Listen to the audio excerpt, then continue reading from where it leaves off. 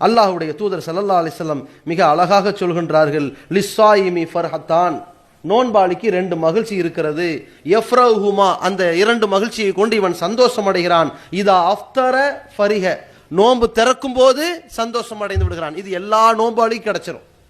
இந்த மகிழ்ச்சி அனைத்து நோன்பாளிக்கும் கிடைச்சிரும்.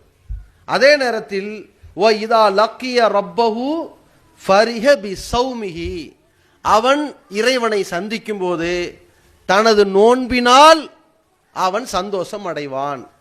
எந்த நோன்பினால்?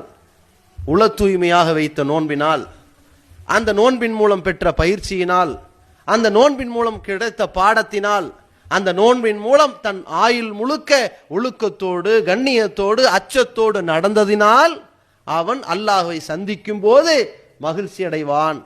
இந்த பாக்கியத்தை இந்த நோன்பு நமக்கு பெற்றுத் தருகிறது. சுவனத்தை பெற்றுத் தருகிறது, இறை அச்சத்தை பெற்றுத் தருகிறது. தனி மனித ரகசியத்திலும் தனிமையிலும் அச்சத்தோடு இருப்பதன் மூலம் மன்னிப்பையும் மகத்தான கூலியையும் பெற்றுத் தருகிறது.